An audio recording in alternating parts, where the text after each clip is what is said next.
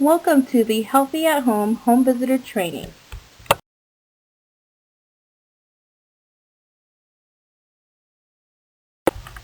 Our objectives for the training include going over the Healthy at Home assessment, education and referrals, filling out the assessment, chronic disease, environmental health, home safety, and a post-test.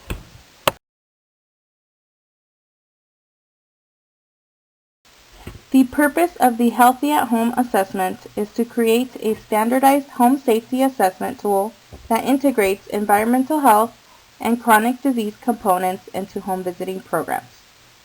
The goal is to identify, refer, and track home visiting clients with chronic disease and environmental health needs, which will be a great improvement to identifying wellness issues for the whole family.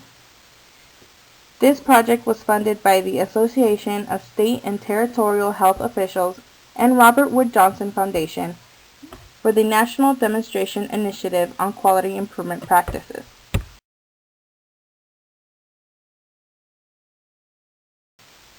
The Healthy at Home assessment may be integrated into any home visiting program as a home safety assessment. For Health Start, the Healthy at Home assessment will be administered to all current clients in the 4th or 5th month after infant birth. For HRPP and ICP, the Healthy at Home assessment can be completed as part of a regular home visit to current clients as soon as possible, preferably in the first visit, but no later than the second visit. Any other home visiting programs wishing to use the Healthy at Home assessment may specify their own administration schedule that meets their needs. Don't forget to keep the original assessment in the client chart and send the appropriate program manager a copy of the assessment and referral forms with monthly billing.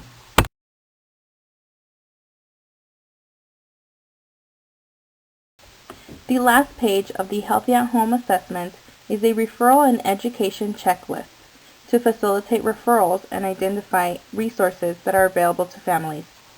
All education materials for all of the topics on the checklist may be found on the ADHS website. Check or mark if a client was provided education or referred to any of the topics on the list. You may have to complete additional referral forms.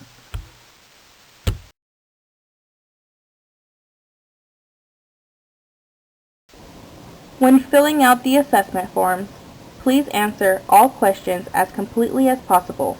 Mark an X or a check mark next to the right answer. The demographics section is pretty self-explanatory and is shown here. Household means all persons currently living in the home.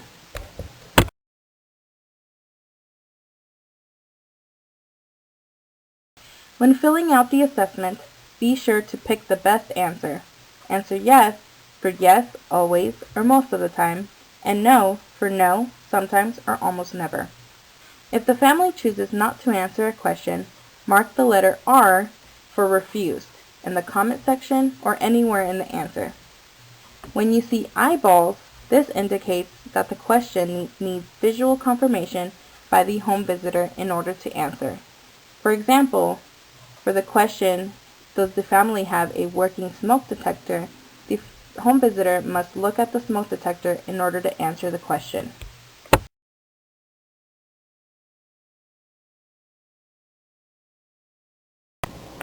Now let's go over all the sections in the Healthy at Home assessment.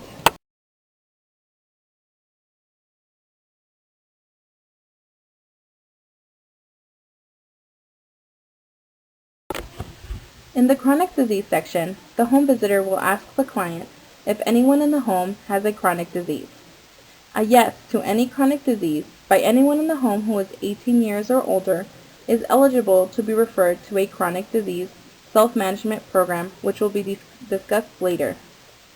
A yes to any chronic disease by anyone should still trigger the home visitor to provide education or a referral to that specific chronic disease or just chronic diseases in general.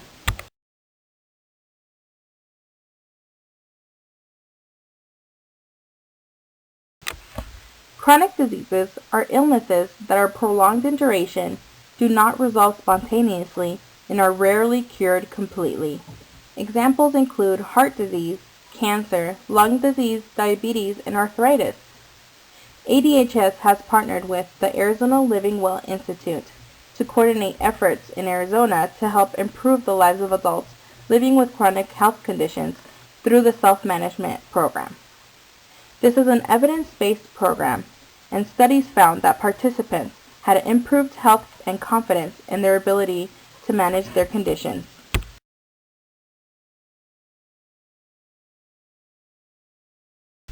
The Arizona Living Well Institute Healthy Living Program is a chronic disease self-management program that includes 6-week workshops, meeting once a week, designed to help people with ongoing health programs and their caregivers manage them more effectively. Participants can choose what they want to work on and set goals. The workshops are highly interactive, emphasize on mutual support. The topics in the workshops include using your mind to manage symptoms, problem solving, managing emotions, fitness, reading food labels and improved food choices, better breathing, and working with healthcare professionals and healthcare systems.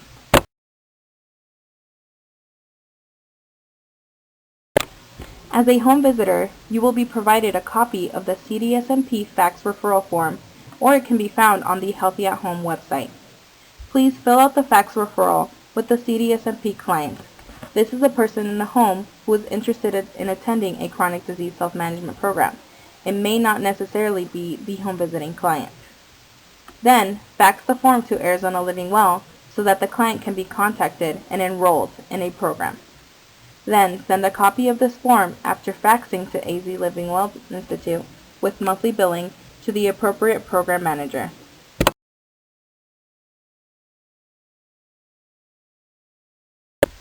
If you are interested in facilitating a CDSMP workshop, please visit azlwi.org for more information.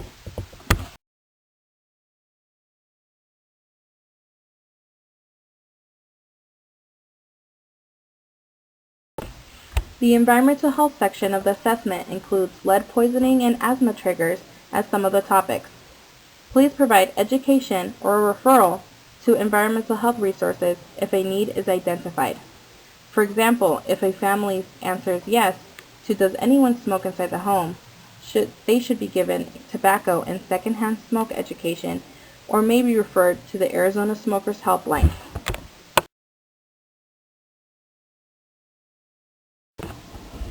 Under lead poisoning, please provide education material on lead if the client answers a yes to number 1, 2, and 5 and a no to number 6.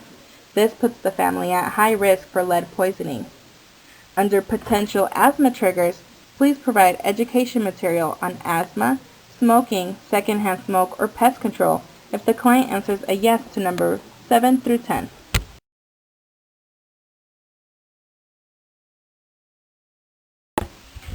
Some of you may be asking yourself, what if the family says their child has not been tested for lead poisoning, or if the family is unsure if the child has been tested? All children are considered at risk and must be screened for lead poisoning by their doctor. Blood lead testing is covered for all children enrolled in Access. Have the parents speak to their child's primary care provider about blood lead testing, or call ADHS Office of Environmental Health at 602-364-3118 for more information.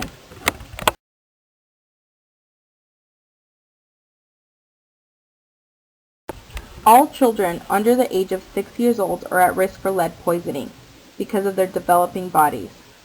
Children also tend to put objects into their mouths which may be contaminated with lead dust. Children living at or below the poverty line and who live in older housing are at greatest risk. Lead poisoning can cause irreparable damage to a child's intelligence, hearing, and/or growth.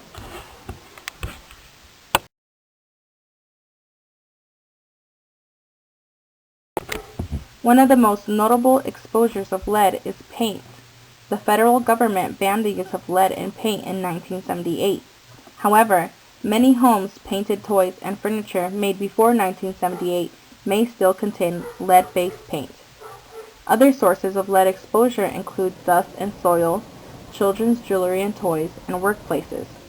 People exposed to lead at work may bring home lead on their clothes, shoes, or hair.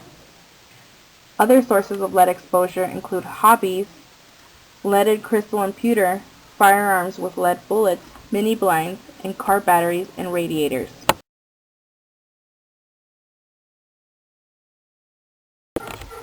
Lead exposure specific to Arizona and the Southwest area includes Mexican lead-glazed ceramics, imported candies or foods, and Mexican folk remedies.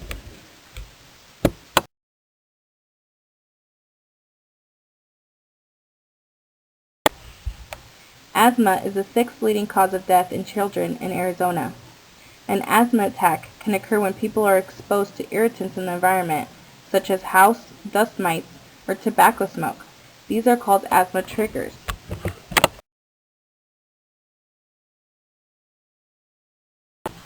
Important asthma triggers include vapors from cleaning products, paint and paint thinner, sprays from furniture polish, starch and cleaners, spray deodorants, perfumes, hairspray, talcum powder, and scented cosmetics, vapors from furnishings, pesticide sprays, incense and scented candles, dust, pollen from trees, grasses, hay, and ragweed, mold, animals such as cats, dogs, and rabbits, dust mites, insects such as cockroaches, and secondhand smoke.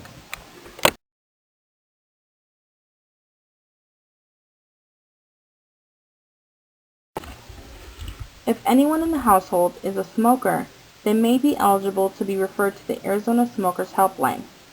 If the family member is interested in getting help quitting, the Arizona Smokers Helpline provides free services in both English and Spanish, and quit coaches are real former tobacco users located in Arizona. Ashline also offers WebQuit, a web-based quitting tool.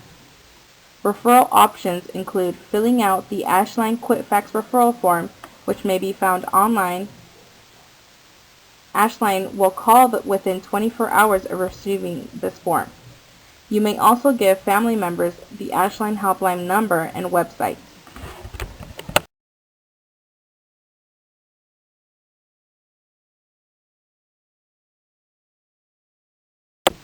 Children's safety is very important. The Arizona Child Fatality Review determined that 35% of all deaths could have been prevented. This includes 96% of firearm-related deaths that were preventable, and 94% of drowning deaths, 91% of motor vehicle deaths, 89% of accidental deaths, and 79% of home and safety-related deaths were preventable. 64 infants died in unsafe sleep environments in 2011. This includes 42 infants who were placed to sleep in adult beds and 2 who were placed to sleep on couches. Also, the rate of motor vehicle fatalities increased slightly from 2010.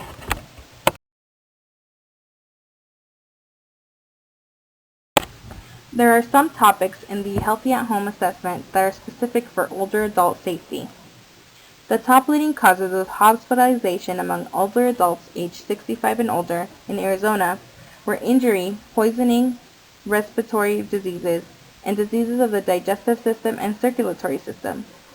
The most frequently occurring conditions among older persons in Arizona were hypertension, arthritis, all types of heart disease, cancer, and diabetes. In 2005, falls accounted for 59% of unintentional injury deaths among older adult residents of Arizona.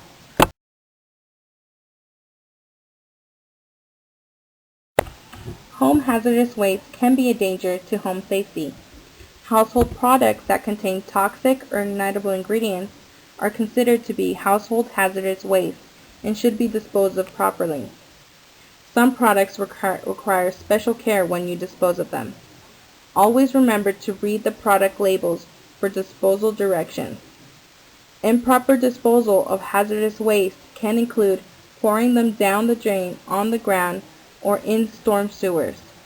Proper disposal can include throwing away sealed hazardous products in the trash or disposing through a local hazardous waste disposal collection program.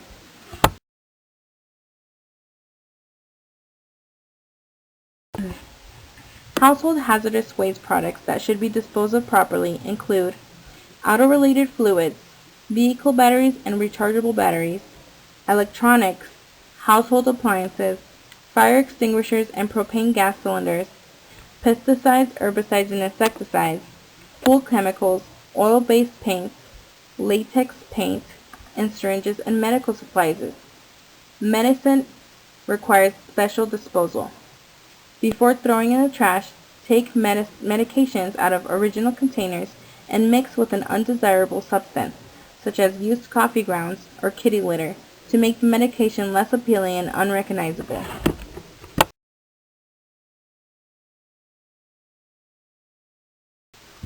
A note to any home safety question should prompt you to provide education and a referral to home safety resources. Home safety education and referral topics include the following: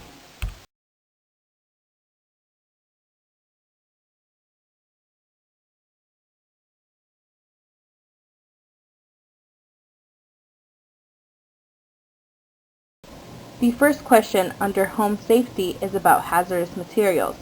Provide home hazard education material if any of these questions are answered with a no. Ask where these household items are kept. They should be above the shoulder height of an adult or in a locked cabinet. Liquid hand soap may be kept on the counter out of the child's reach, but liquid dishwashing detergents must be safely stored. Help the parent relocate the products. Instruct the parent or provider that poisonings frequently happen when products are out of safe storage and in use.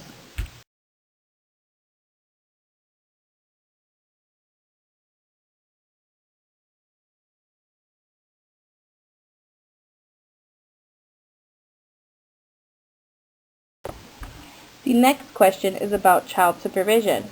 Children should be supervised at all times to prevent injury. Provide injury prevention, car safety, and water safety education material if this question is answered negatively. The next question is about toy safety. Provide toy safety education material if any of these questions are answered negatively. Small items can be trapped in a child's windpipe and cause choking.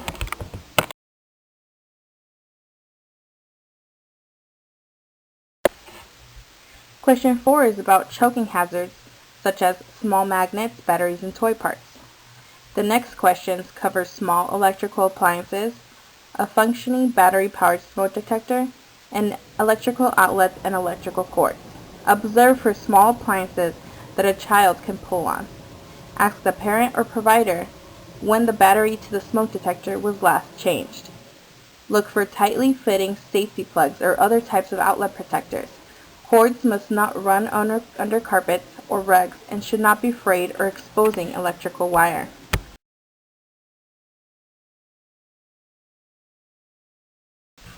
These next questions are about space heaters and fans, plastic bags and balloons, and tall lamps, TVs, and furniture.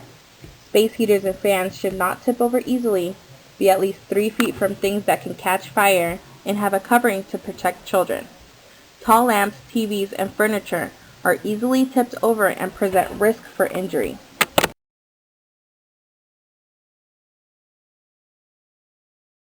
These next questions are about unattended containers of liquid, firearms, and stairs. Containers of liquid should be emptied immediately after use and are drowning risks for young children. Ask about firearms in the home, but do not ask to see weapons. Guns should be unloaded, locked, and stored separately from ammunition, which is also locked. Examine stairs for tripping hazards. All structures should be sturdy. Balconies should have a wall or protective railing at least 36 inches high.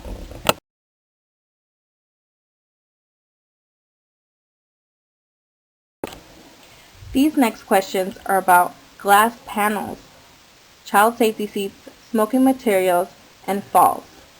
Suggest the parent remove glass panels. Tempered glass is 7 times stronger than regular window glass. In Arizona, children under 5 require a child safety seat, and all children between the ages of 5 and 7 and shorter than 4 feet 9 inches tall require a booster seat. Ashtrays present both burn and poison risks, and falls among persons 55 and older have a higher risk for unintentional fall-related deaths.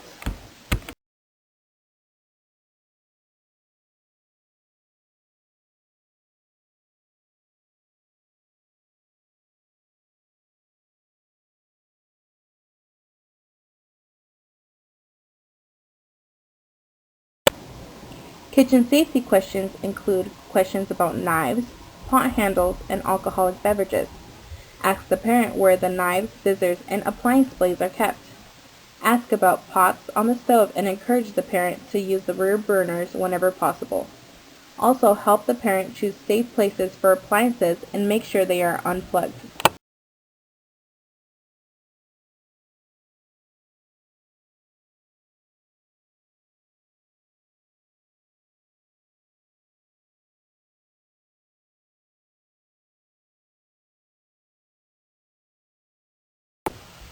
The bathroom safety section covers hot water, non-skid material on the tub floor, and toilet lids.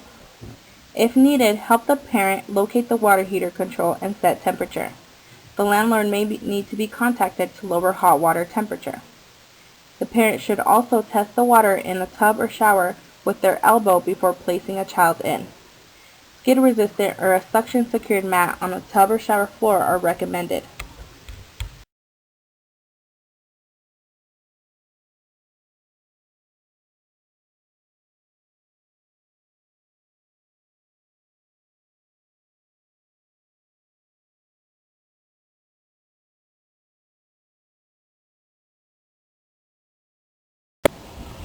For the child area safety, make sure the child has a separate sleeping area, the crib is free from loose bedding, and the mattress fits snugly in the bed frame.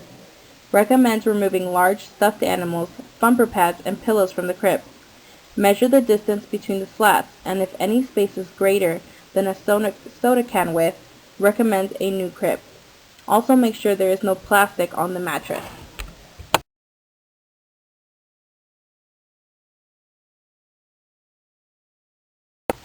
Also for the child area, make sure the crib or bed is away from windows, pictures, and wall hangings, mobile baby walkers are absent, and car seats and bouncers are off counters and tables, and drapery or mini blind cords are out of the child's reach.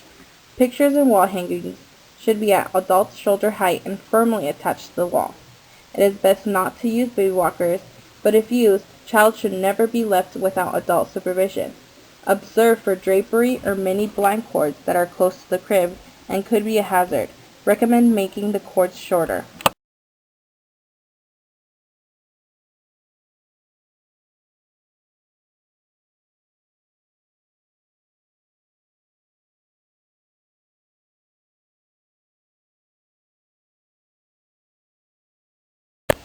For outdoor safety, make sure the home address is clearly visible from the street, pathways are cleared of debris, and if there's a swimming pool, there is an isolation fence in good condition and gates are securely locked or are self-latching and closed, and helmets are used while riding a bicycle or other wheeled equipment and are put away. Remind the parent that a visible address is important if emergency personnel are called, and pool fences should be intact and gates should close automatically.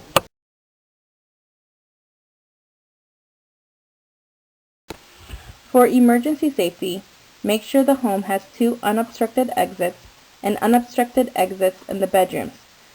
Families should discuss emergency evacuation routes, and families should have emergency medical services and poison control phone numbers in their home and cell phone.